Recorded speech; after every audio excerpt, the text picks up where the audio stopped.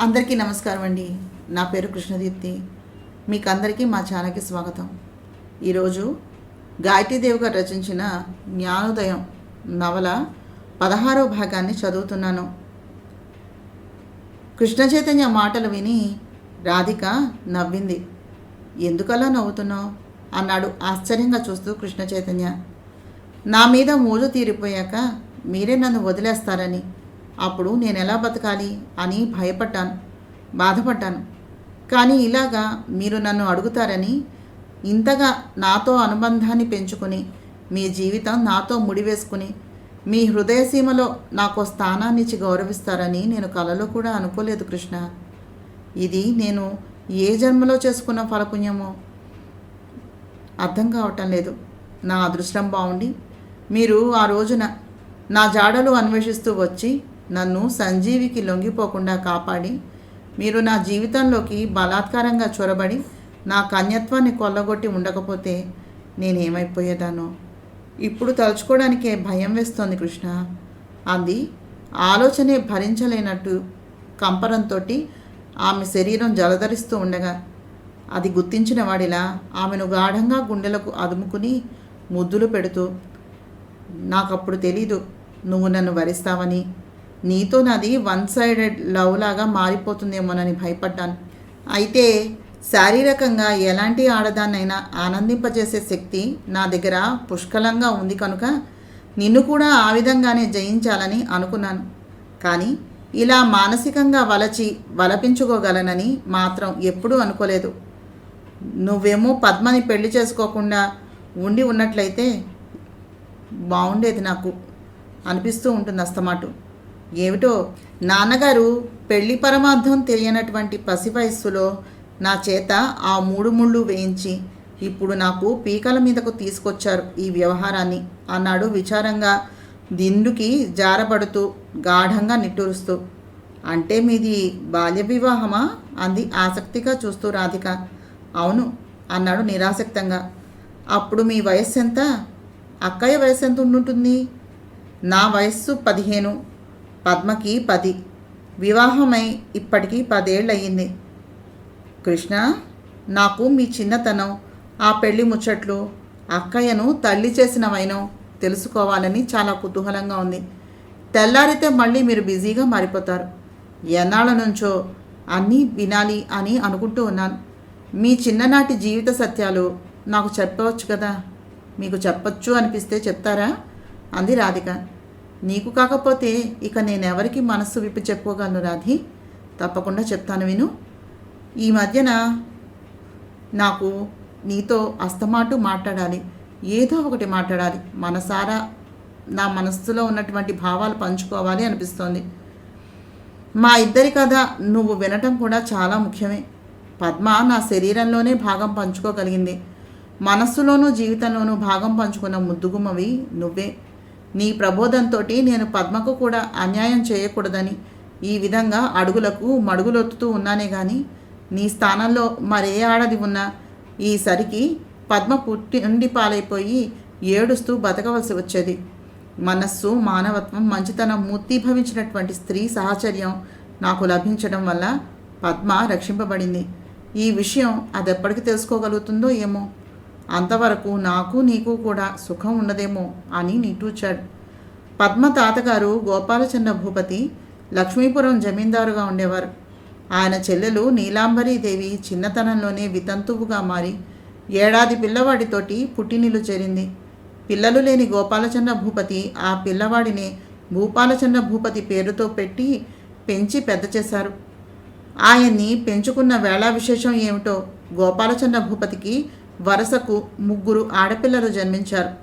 కమల, అమల, విమల అనే పేర్లు పెట్టి పెంచి పెద్ద చేశారు. పెద్ద అమ్మాయి కమల, ఆఖరమ్మాయి విమల చాలా తెలివైన వాళ్ళు. మధ్యగా ఉన్న అమల మాత్రం చాలా అమాయకురాలు. అన్నీ చెప్పి చేయించుకోవాలి, లేకపోతే లోకజ్ఞానం తెలియదు. మేనత్త నీలాంబరీదేవి ఆ 3 పెంచింది. 3వ బిడ్డను కని పురిటిలోనే గోపాలచంద్ర భూపతి గారి భార్య పోయింది. అప్పటికి మేనత్తే తల్లిగా మారింది ఆ పిల్లలకు.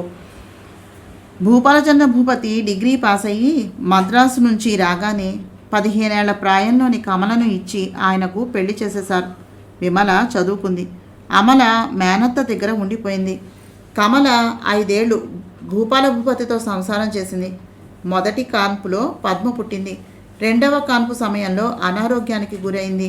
కాన్పు అయ్యేంత వరకు భార్యాభర్తలు కలవకూడదని డాక్టర్లు హెచ్చరించడంతో మంచి వయస్సులోని భూపాల భూపతి గారు అప్పటికి ఈడేరి సిద్ధంగా ఉన్న అమలను ఆ రాత్రి నోరు నొక్కి తన గదిలోనికి లాక్కుపోయి సరిగమలు పాడేశాడు. బావగారికి అలవాటు పడ్డ అమల పిలవగానే సరసకు చేరిపోయి సర్వసుఖాలను ఇచ్చేసేది.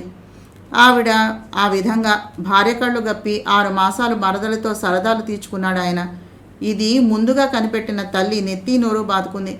దాంతో ఆ సంగతి గోపాల భూపతికి తెలిసింది. కమలకు తెలియకుండా అన్నా చెల్లెళ్ళు అమలకు వచ్చినటువంటి కడుపు పోగొట్టడానికి ఏదో మింగించారు. అది సరిగ్గా పోక చచ్చినంత పనయ్యి పెద్ద డాక్టర్కి చూపించాల్సి వచ్చింది.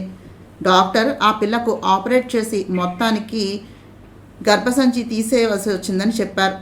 ఆ మాటలు విని భర్త తనకు ద్రోహం చేసి తన చెల్లెలను గర్భవతిని చేశాడని తెలుసుకున్న కమల గర్భవతిగా ఉండి 9వ నెలతో ఉండగానే వంటింట్లో కిరోసిన్ ఆయిల్ పోసుకుని ఒళ్ళు అంటించుకుని మలమలా మాడి చచ్చిపోయింది. పెద్ద కూతురు పోవటంతో చిన్న కూతురు తల్లి అయ్యే అదృష్టాన్ని కోల్పోవటంతో చూసినటువంటి ఆ తండ్రి గుండె 1000 రెక్కలైనట్టుగా అయింది. ఇంచుమించుగా మంచం పట్టేశాడు. అన్నగారిని సమాధానపరిచి కొడుకును ఒప్పించి అమలనిచ్చి పెళ్లి చేసింది తల్లి. మేనమామ బిజినెస్ వ్యవహారాలు చూస్తూ అంచెలంచెలుగా ఎదిగినటువంటి భూపాలచంద్ర భూపతి దృష్టి విమల మీద పడింది. నెలకోసారి సిటీలో చదువుకుంటున్న మరదలి కష్టసుఖాలు చూడటానికి వెళుతున్నట్టుగా వెళ్ళి ప్రేమపాఠాలు చెప్పాలని ప్రయత్నం చేశాడు. అయితే విమల అప్పటికే రమణ అనే కుర్రాడికి మనసునిచ్చి రహస్యంగా అతన్ని పెళ్లి చేసుకుని ఇంటికి వచ్చింది. మనస్సులో భగ్గున మండిపోతున్న భూపతి పైకి ఎంతో స్నేహ సహృదయంతో ఉన్నట్టుగా భావాలను చూపించి పెద్ద రిసెప్షన్ ఇప్పించి ఫస్ట్ నైట్ ఏర్పాటు చేయించాడు. మేనమామ తల్లి సంతోషించేలాగా ఉన్నాడు. వారం రోజులు ఆ భర్తతోటి సంసారం చేసింది విమల. 9వ రోజున తనతో పాటు ఆఫీస్కి తీసుకుని వెళ్ళి అతనికి అన్నీ నేర్పిస్తానని చెప్పి యాక్సిడెంటల్గా అతన్ని చంపేసి కసి తీర్చుకొని విమలను వితంతువుగా మార్చేసి ఆస్తి విమల తన గ్రిప్పులోనే ఉండేలాగా బంధించేసి తన ప్రేమ సంగతి విమలకు విప్పాడు. అంగీకరించకపోతే తన బతుకు అన్యాయం అయిపోతుందని గ్రహించింది. ఆస్తిలో సగభాగం రాసిస్తేనే అంగీకరిస్తానని చెప్పింది. అప్పటికే గర్భవతి అయినటువంటి విమల గర్భస్థ పిండాన్ని రక్షించుకోవాలని భూపతికి లొంగిపోయింది. ఆమెను పట్నంలో ఒక ఇల్లు కొని అక్కడ కాపురం పెట్టి ఇంట్లో అమలను సిటీలో విమలను ఏలుకుంటూ పెద్ద మనిషిగా మారిపోయాడు. భర్త వల్ల ఒకణ్ణి బావగారి వల్ల ఒకణ్ణి 2 కొడుకులను కంది విమల. ఈ విషయాలు ఏమీ నాకు కానీ నాన్నగారికి కానీ అప్పుడు తెలియదు. గోపాల భూపతికి మా తాతగారికి ఉన్నటువంటి స్నేహ సహృద్భావాల వల్ల మా 2 కుటుంబాలు ఫ్రెండ్లీగా ఉండేవి. అప్పటిలో పద్మ భవిష్యత్తు ఏమవుతుందో అని బెంగపెట్టుకున్న గోపాల భూపతి మా నాన్నగారిని రప్పించుకుని తన మనవరాలైనటువంటి పద్మను మీ ఇంటి కోడలుగా చేసుకోమని నీ కొడుకు కృష్ణ చైతన్యకిచ్చి పెళ్లి చేయమని ప్రాధేయపడ్డారట. ఆయన ఆఖరి కోరిక తీరుస్తానని మాటిచ్చినటువంటి నాన్నగారు 10th చదువుకుంటూ ఉన్న నన్ను పిలిచి పద్మను పెళ్లి చేసుకోవాలని చెప్పారు. అసలు పెళ్ళి అంటే సరదా తప్ప మరేమీ తెలియని నేను సిగ్గుపడి మీ ఇష్టం అనేశాను. గోపాల భూపతి బతికి ఉండగా ఆ పెళ్లి అయిపోవాలని తల్లి కొడుకులు పట్టుబడితే నాన్నగారు సరే అని వైభవోపేతంగా నా పెళ్లి పద్మతో జరిపించేశారు. అప్పటికే అక్క పెళ్లి జరిగి 10 ఏళ్ళు అయ్యింది. బావ శ్రీనివాస భూపతితో వచ్చింది పెళ్లికి. నాకు దానికి 5 ఏళ్ళు తేడా. దానికి పద్మకు పెళ్లి చేసి 15 ఏళ్లకి శోభనం జరిపించారు. చామన ఛాయగా సన్నగా పిలక జడలతో ఉన్న పద్మను నా భార్యగా ఊహించడానికి మనస్సు అస్సలు అంగీకరించలేదు. అయినా ఆ సంగతి పైకి చెబితే నాన్నగారు ఏమీ అనకపోయినా ఆ భూపాల భూపతి ఏమంటాడో అనే జంకుతోటి ఆ అసంతృప్తిని నా మనసులో దాచుకున్నాను. నేను పద్మను పెళ్లిపీటల మీదే చూశాను. పెద్దవాళ్ళు మాట్లాడుకుని ఖాయపరుచుకుని నిశ్చయతాంబూలాలు తీసుకున్నారే తప్ప ఈ పిల్ల నీకు కాబోయే భార్య అని నాకు కానీ ఈ అబ్బాయే నీకు కాబోయే భర్త అని పద్మకు కానీ చూపించకుండా పెళ్లిపీటల మీద మమ్మల్ని ఒకరికి మరొకరిని చూపించారు. ఒంటి నిండా మేటెడు నగలతో 7 గజాల చీరలో బుట్టబొమ్మలా ఉంది పద్మ. ఆ నగలు చీర మోసే ఓపిక లేనట్టుగా అర్భకంగా కనిపించింది. భూపాల భూపతికి పద్మని నాకిచ్చి పెళ్లి చేయటం చాలా సంతోషమని ఆయన ముఖాన్ని చూసి అర్థం చేసుకున్నాను. ఆ విధంగా జీవితంలో అతి ముఖ్యమైనటువంటి వివాహం పసితనంలోనే ఏమీ తెలియని సమయంలో జరిగిపోయింది మా ఇద్దరికి. నేనంటే తనకు ఇష్టం ఉన్నా లేకపోయినా పద్మకి నేను భర్తను అయినట్టే. ఆ పిల్లంటే నాకేమాత్రమూ ఇష్టం లేకపోయినా పద్మ నా భార్యగా మారిపోయింది. ఆ 3 ముళ్ళు వేసిన నేను ఆ పిల్లను ఆ క్షణంలోనే మర్చిపోయి హాయిగా ఆడుతూ పాడుతూ సినిమాలు షికార్లు చేస్తూ బుద్ధి పుట్టినప్పుడు, ముఖ్యంగా అమ్మను చూడాలి అనిపించినప్పుడు దివాణానికి వస్తూ స్వేచ్ఛగా సుఖంగా వెంటపడి తిరిగే 10 మంది ఫ్రెండ్స్ ఎప్పుడూ ఉండేవారు. వాళ్లను వేసుకుని తిరుగుతూ ఉండేవాడిని. టూర్స్ తిరగటం, ఆటల్లో పోటీలలో పాల్గొనటం చాలా ఇష్టంగా ఉండేవి. చదువు కూడా ఇంట్రెస్ట్గానే చదివేవాడిని.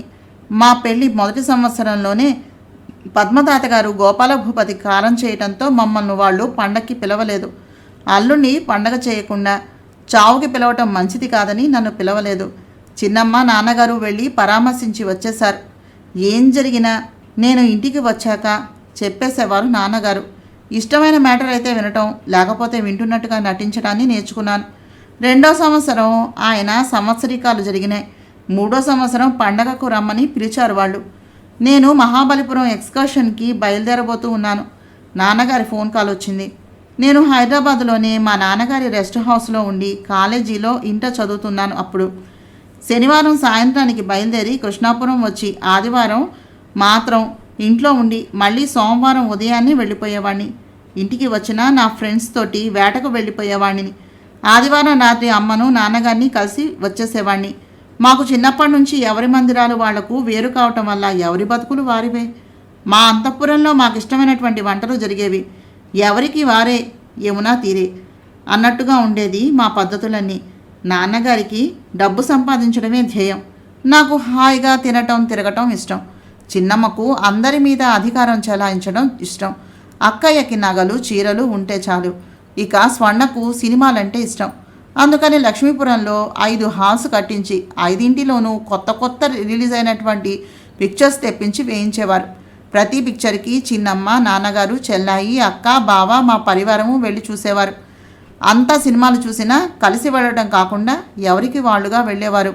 అలాగే బతికేవారు. నాకు ఆటలంటే ఉండే ఇష్టం ఇక ఎందులోనూ లేదు. ఇంటర్ పూర్తి చేసి బీఎస్సీ డిగ్రీకి వచ్చేసాను. పండక్కి రమ్మని ఆహ్వానం వచ్చింది. నాకు కుదరదు, మీరు వెళ్ళిరండి అని తిరస్కరించాను. వాళ్ళు వెళ్ళారో లేదో నాకు తెలియదు. చేతిలో ఎంత కావాలంటే అంత డబ్బుండేది. నాన్నగారిని డబ్బు కావాలని అడిగితే తాళాలు ఇచ్చి తీసుకోమనేవారు. తర్వాత చెక్ బుక్స్ నా చేతికి వచ్చేసాయి. ఇక ఆయన్ని అడగకుండా సంతకాలు చేసేసి తెప్పించుకుని వాడుకుంటూ ఉండేవాడిని. ఎప్పుడూ దేనికి ఎంత ఖర్చు పెట్టావు అని నాన్న నన్ను అడగలేదు. నాన్న అంటే నాకు భయం లేదు. నాన్న ఎప్పుడు ఆయన స్నేహితుడిలాగా చూసేవారు. నేనంటే చిన్నమ్మకు చెల్లికి అక్కకు బావగారికి కూడా హండలే. 18వ సంవత్సరం రాగానే నాకు ఒక కొత్త సంగతి తెలిసింది. ఏమిటది అంది వింటున్న రాధిక చిరునవ్వుతో. ఆడవాళ్ల ద్వారా మగవాడికి శారీరకంగా చాలా సుఖం లభిస్తుందని అన్నాడు చిరునవ్వుతో. రాధిక బుగ్గలు ముద్దాడుతూ కృష్ణ చైతన్య. ఎలా తెలిసిందండి అంది ఆసక్తిగా రాధిక. నా ఫ్రెండ్స్లో అంతా నా వయస్సు వాళ్ళే కాక 2-3 సంవత్సరాలు పెద్దవాళ్ళు కూడా ఉన్నారు. మేము మహాబలిపురం వెళ్ళామని చెప్పాను కదా. అక్కడ కాటేజీ ఒకటి బుక్ చేసుకున్నాం. ఆ కాటేజ్ వాచ్మెన్ కూతురు 15 ఏళ్ల పిల్ల. మాకేం కావాలన్నా పట్టుకుని వస్తుండేది. మా ఫ్రెండ్స్లో గోపీనాథ్ అనేవాడికి 20 దాటింది వయస్సు. వాడు టవల్ తెమ్మని ఆ పిల్లను పిలిచి ఆ పిల్ల బాత్రూంలోకి రాగానే మీద పడి రేప్ చేయబోయాడు. ఆ పిల్ల కంగారుతో ఒకటే కేకలు పెట్టి ఏడుపు లంఘించుకోవడంతో వాచ్మెన్ పరిగెత్తుకుంటూ వెళ్ళి గోపీనాథ్ చేతుల్లోని ఆ పిల్లను రక్షించాడు. వాచ్మ్యాన్ చేసిన రగడకి 4 పోగయ్యారు. గోపీనాథుని తన్నబోతూ ఉంటే పైన చెస్ ఆడుతున్న నాకు చెప్పారు మిగిలిన ఫ్రెండ్స్. నేను వెళ్ళి 10,000 కట్టి గోపీనాథుని విడిపించి ఏం జరిగిందని అడిగాను. వాడు చెప్పిన విషయం వినగానే మతిపోయింది. వాడికి వాళ్ళ నాన్న చెల్లెలు మేనత్త ఉండేది. ఆవిడకు 25 ఏళ్ళు రాకుండానే భర్త యాక్సిడెంటల్గా పోయాడు. 3 ఏళ్ల కొడుకుతో అన్న దగ్గరకు వచ్చేసి మిషన్ కుట్టి సంపాదిస్తూ బతుకుతోంది. గోపీనాథ్కి 18 ఏళ్ళు. వాడు నూతి దగ్గర స్నానం చేస్తూ ఉంటే టవల్తో వాడిని అదోలా చూసిందట. మొదట్లో ఆ చూపులకు అర్థం తెలియక తికమక పడేవాడట. గోపీనాథ్ తాతగారికి పక్షవాతం వచ్చి చాలా సీరియస్గా ఉందనే టెలిగ్రామ్ రావడంతో గోపీనాథ్ తల్లిదండ్రులు అర్జెంటుగా బయలుదేరి వెళ్ళిపోయారు. గోపీనాథ్కి ఓ చెల్లెలు ఓ తమ్ముడు ఉన్నారు. చెల్లెలు తాతగారి దగ్గర చదువుకుంటోంది. తమ్ముణ్ణి అన్నగారి దగ్గరకు పంపించి చదివిస్తున్నారు. ఇంట్లో మేనత్తతో పాటుగా గోపి ఒక్కడే ఉన్నాడు. మేనత్త సాయంత్రం స్నానం చేసి తెల్లచీర కట్టుకోవటం, మల్లెపూలు కొట్టుకోవటం వాడికి తెలిసినా పట్టించుకోలేదు. ఆ రాత్రి భోజనం చేసి పుస్తకం తీసి చదువుకుంటూ కూర్చున్నాడట. కొడుకుని నిద్రపుచ్చి వీధి గదిలోని గోపిని లోపలకు రమ్మనమని తలుపులు మూసేసిందట. వాడు కంగారు పడుతూ తలుపెందుకు మూసావు అని అడగబోతూ ఉంటే అమాంతం వాడిని 2 చేతులతోనూ చుట్టి మంచం మీదకు తోసి మీద పడి అంతవరకు వాడికి తెలియని సృష్టి కార్యక్రమం నేర్పి పుణ్యం కట్టుకుంది. ఆ తర్వాత మనవాడే ఆవిడ వంక ఆశగా చూస్తూ ఉండేవాడట. అంతా పడుకున్నాక ఏదో సమయంలో బాత్రూంలోకి పోయి సరదాలు తీర్చుకునేవారట. అలా 2 ఏళ్ళు గడిచిపోయింది. ఓ రోజు రాత్రి బాత్రూంలో వాళ్ళిద్దరూ ఉండగా గోపీనాథ్ తల్లి వచ్చి తలుపు తోసి చూసి వెళ్ళి భర్తతో చెప్పటంతో ఆయన వచ్చి బెల్ట్తో ఇద్దరినీ సత్కరించి బండబూతులు తిట్టడంతో వాళ్ళ అత్త పెట్టె పట్టుకుని కొడుకుతోటి అత్తింటికి వెళ్ళి మొగుడు అన్నగారు బావగాని మరిగింది. వద్దంటే పాపం 2 మాసాలుగా ఆడగాలి కోసమని తపిస్తున్న గోపికి ఆ పిల్లని చూడగానే కోరికలు నిద్రలేచాయి. ఫలితంగా నలుగురిలోనూ అవమానాల పాలయ్యాడు. వాడి వల్ల అంతవరకు తెలియని సంగతి మాకు ఆ రోజు తెలిసింది. ఆ తర్వాత సెక్స్ పిక్చర్స్ చూడటం అని కొత్తవి హాబీలుగా మారిపోయాయి. శృంగారపూర్వకమైనటువంటి ప్రతి నవల, ప్రతి గంధం తెప్పించి చదివేవాడిని. నా దృష్టి అయస్కాంతంలా అటువైపు డైవర్ట్ అయిపోయింది. నా మొదటి అనుభవం ఎవరితో ప్రారంభిస్తే బాగుంటుందా అని మనసులోనే ఆలోచించేవాడిని. కానీ ఆ విషయం ఫ్రెండ్స్ తోటి చెప్పడానికి సిగ్గేసి కాలేజీ అమ్మాయిల అంగాంగ సౌందర్యాలను గమనిస్తూ ఒక రకంగా ఉన్మాదిలా తయారయ్యాను. సరిగ్గా ఆ సమయంలో నేను శని ఆదివారాలు ఇంటికి రావటం, నేను వచ్చిన రాత్రి బాత్రూంలో స్నానం చేసి వచ్చేసరికి 12 ఏళ్ల పిల్ల రత్తి అనేది మా పని మనిషి కూతురు. అది కాఫీ కప్పు పట్టుకొచ్చి ఇచ్చింది. దాన్ని చూడగానే నా కళ్ళు మెరిశాయి. దానితో ప్రాక్టికల్స్ వేయాలి అనిపించి గది తలుపులు మూసి నా కాళ్ళు టవల్ తోటి తుడవమన్నాను. అది వంగి తుడుస్తూ ఉంటే కాఫీ తాగి ధైర్యం చేసి దాన్ని గట్టిగా కౌగిలించుకున్నాను. అది భయంతో కెవ్వమంది. నాకు భయం వేసింది. వదిలేశాను. ఆ పిల్ల పరిగెత్తుకుంటూ వెళ్ళి పారిపోయింది. ఆ తర్వాత వరాలు అనే 15 ఏళ్ల పిల్ల కనిపించింది. తోటమాలి మనవరాలు. ఆడపిల్లల్ని దగ్గరకు పిలిచి తీయగా కబుర్లు చెప్పటం, నవ్వటం, చూడటం, మాట్లాడటం ఏమీ తెలియని నేను అసలు ఏ విధంగా వశపరుచుకోవాలో తెలియని ఆ కంగారులో పువ్వులు కోస్తున్న ఆ పిల్లను వెనక నుంచి వాటేసి పట్టుకుని గాఢంగా నిలిపేశాను. అది సైరన్లాగా అరిచింది. అయినా నాకు వదలబుద్ధి కాలేదు. దాని గుండెల మీద శరీరాన్ని దొరకపుచ్చుకున్నాను. తోటమాలి పరిగెత్తుకుంటూ వచ్చి చూశాడు. నాకు సిగ్గేసి వదిలేసి వెళ్ళిపోయాను. అప్పుడే కొత్తగా కలర్ టీవీ తీసుకుని వచ్చి మా దివాణంలో పనివాళ్ళకి సినిమాలు వేసి చూపించేవాళ్ళం. కాంతి అని 18 ఏళ్ల ముగ్ధ మా పరివారంలో కనిపించింది. సినిమా పూర్తయ్యాక నిద్రకళ్ళతోటి లేచి వెళ్ళిపోతూ ఉన్న వాళ్లతోటి కాంతాన్ని చెయ్యి పట్టి గోడజాటుకు రాగేసి మక్కువ తీర్చుకోవాలని ప్రయత్నం చేశాను. అది అరవలేదు కానీ ఆశ్చర్యంగా కళ్ళు పెద్దవి చేసుకుని చూసింది. దాంతో దాని మొగుడు దాన్ని వెతుక్కుంటూ వచ్చి అది నా పెళ్ళాం దొరా అన్నాడు ఏడ్చేస్తూ. నేను పశ్చాత్తాపంతో వదిలేసి వెనక్కి వెళ్ళిపోయాను. ఆ సంగతులని పనివాళ్ల ద్వారా చిన్నమ్మకు తెలిస్తే ఆవిడ ద్వారా నాన్నవారి చెవులకు చేరిపోయాయి. అప్పుడే నా కొడుకు అంత పెద్దవాడైపోయాడంటావా అని ఆశ్చర్యపోయిన నాన్నగారు నాకు కబురు పెట్టారు. అప్పటికి పద్మ ఈడేరి 3 మాసాలైందట. చిన్నమ్మను అక్కయ్యను పంపించి ఆ వేడుకలను జరిపించారు నాన్నగారు. ఆ సంగతి నాకు కూడా అప్పుడే చెప్పారు. ఇలారా అని నన్ను పిలిచి తన పక్కన కూర్చోబెట్టుకుని, ఇంత చిన్న వయస్సులోనే సెక్స్ గురించినటువంటి ఆలోచనలు మంచివి కాదురా. అందులో ఏముందో తెలుసుకోవాలనే ఆసక్తి అనిపిస్తే చెప్పు. మీ ఆవిడ అదే పద్మ ఈడేరి 3 మాసాలు అయిపోయిందట. శుభ ముహూర్తాన్ని పెట్టించమని లెటర్ రాయమంటావా అన్నారు నవ్వుతూ నా బుగ్గలు గిల్లి. నేను తల ఊపాను అంగీకారంగా సిగ్గుపడుతూ. తర్వాత వారానికే పెద్ద పెళ్ళంతా హడావిడితోటి నాన్నగారు నన్ను తీసుకుని సకుటుంబ సపరివార సమేతంగా బయలుదేరారు. 13 ఏళ్ల పిల్ల పద్మ. పెళ్ళి మీదట కొంచెం సాగింది. కళ్ళు చాలా అందంగా మెరుస్తున్నాయి. గుండెల మీద శరీరం పెరుగుతూ వచ్చింది. పద్మని నన్ను పీటల మీద కూర్చోబెట్టి ఆ తతంగం అంతా ముగించి ఆ తర్వాత గదిలో మంచం మీద కూర్చోబెట్టి నా చేత పద్మకు, పద్మ చేత నాకు గంధం రాయించి, పన్నీరు జల్లించి, పాలు తాగించి, అరిసెలు కొరికించి, కిళ్ళీలు నవిలించి చిన్నమ్మ అక్క సరదాలు తెచ్చుకున్నారు. తర్వాత పద్మకి తెల్లచీర కట్టించి తల నిండా మల్లెపూలు కుట్టి ఒంటి నిండా నగలు పెట్టి గదిలోకి పంపించి తలుపు మూశారు. అంతవరకు ఓపికగా కాచుకుని ఉన్న నేను తలుపు దగ్గర నిలబడి నా వంక భయం భయంగా చూస్తున్న పద్మను అమాంతంగా చేతులతో చుట్టి మంచం మీద పడవేశాను. ఆ పిల్ల కెవ్వుమని ఇల్లు ఎగిరిపోయేలాగా కేకలు పెడుతూ వెళ్ళి ఆ తలుపులు దబదబా బాధేసింది. నాయనమ్మ తలుపు తెరవగానే ఆవిడ చేతుల్లో వాలిపోయి బావురుమని ఏడుపు లంఘించుకుంది. అది చూసి అంతా నవ్వుతూ ఉంటే నాకు తల కొట్టేసినట్టు అనిపించింది. తెల్లవారే వరకు ఉండకుండా అప్పటికప్పుడు కారులో బయలుదేరి ఇంటికి వచ్చేశాను.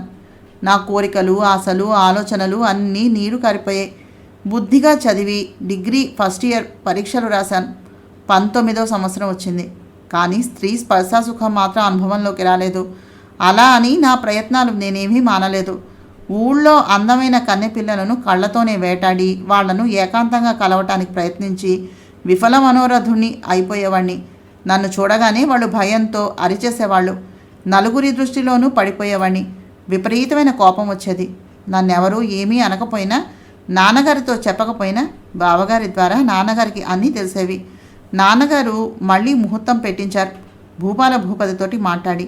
ఈసారి మా ఫ్యామిలీ మాత్రమే వెళ్ళి అక్కడికి వచ్చాం. పద్మకి సంగతి ఫలానా అని తెలియగానే నేను గదిలోకి వెళ్ళను అంటూ పేచీ ప్రారంభించింది. ఆ విషయాలు ఇప్పుడు గుర్తుకు వస్తే ఎంతో సిల్లీగా అనిపిస్తుంది నాకు. ఎన్నో రకాలుగా బతిమలాడి నగలు, పట్టుబట్టలు కొంటామని చివరికి ఎలాగో ఒప్పించి గదిలోకి తోశారు. నేను కంగారు పడకుండా దగ్గరకు రామనమని సైగ చేశాను. తను తల అడ్డంగా ఊపింది రానని.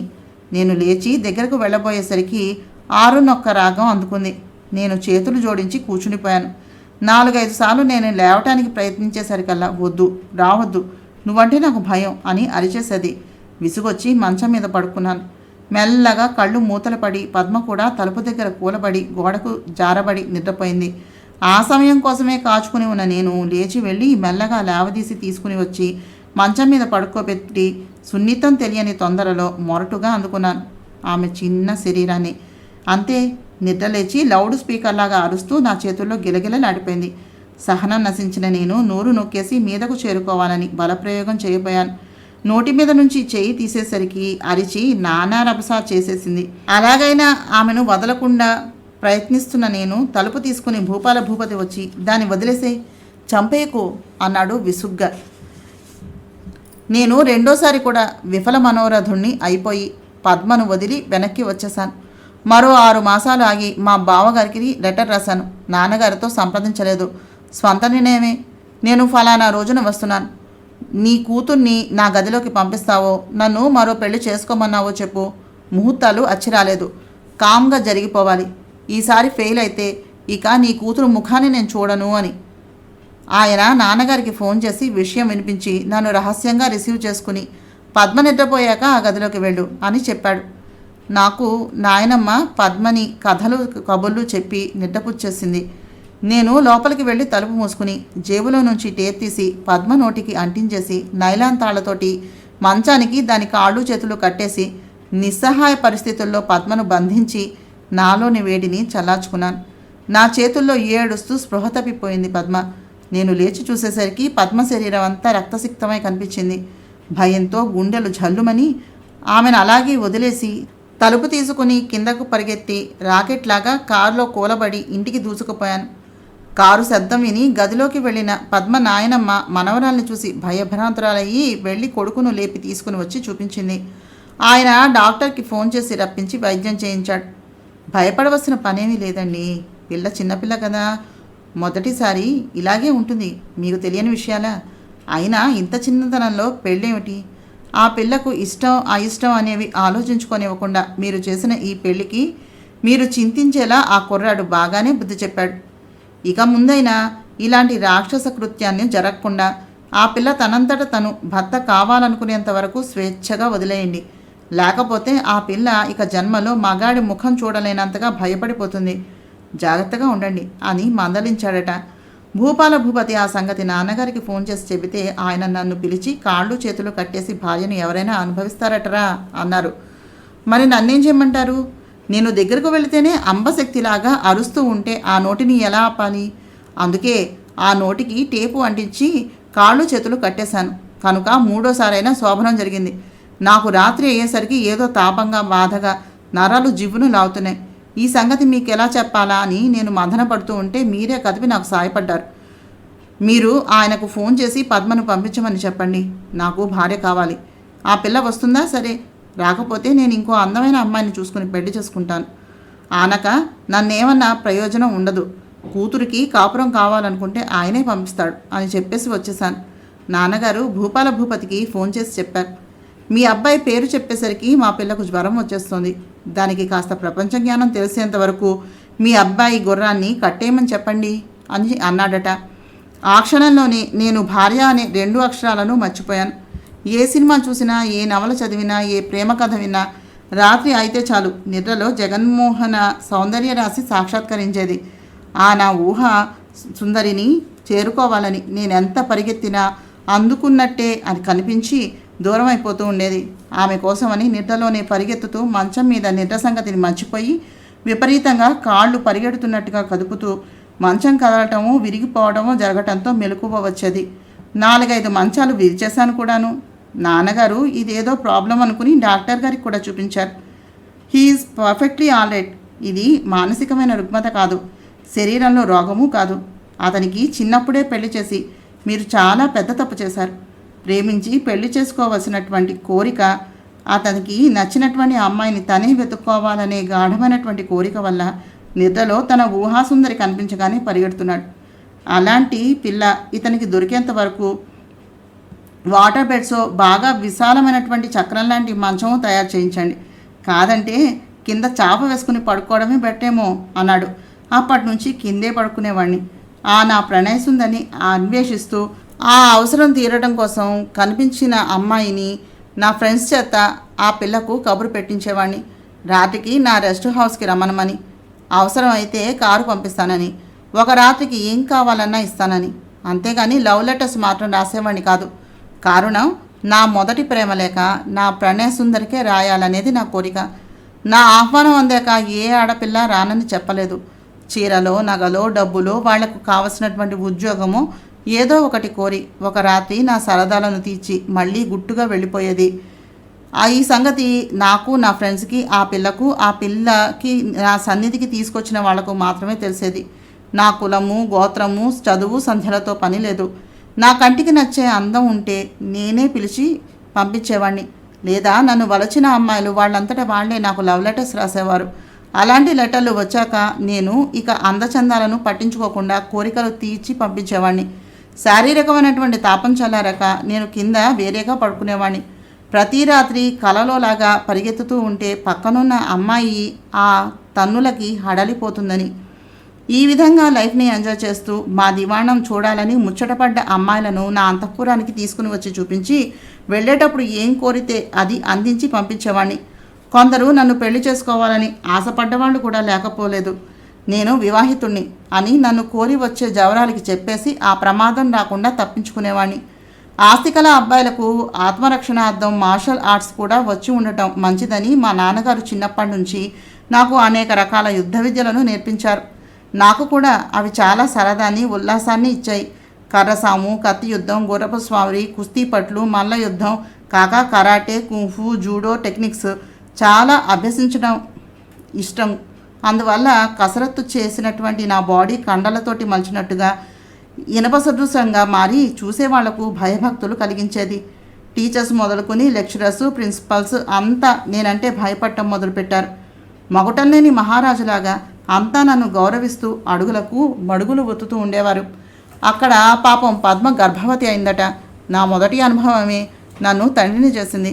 ఆ సంగతి శుభపత్రికతో పాటుగా తెలియపరిచాడు భూపాల భూపతి. పద్మ కోలుకున్నా ఎప్పుడూ నిద్రపోతూ బద్ధకంగా ఉండడం, అన్నం సరిగ్గా తినకపోవడం, వాంతులు, వెలుగు చూడలేకపోవటం అనే లక్షణాలతోటి బాధపడుతూ ఉంటే డాక్టర్కి చూపించారట. ఆయన 3వ మాసం వచ్చింది అని చెప్పారట. నాన్న నన్ను పిలిచి, కృష్ణ నీకు పాపాయి పుట్టబోతోందటరా, పద్మకి 3వ మాసం వచ్చిందట, మీ మామగారు శుభపత్రికను పంపించారు అని చెప్పారు. ఆ మాట వినగానే నేను ఆశ్చర్యంతో మాన్పడిపోయాను. నా తెలిసి తెలియని చేతలే ఆ పిల్లను తల్లిని చేశాయా? అసలు మొగుడంటేనే తెలియని ఆ పిల్లకు పిల్లలా అనుకున్నాను.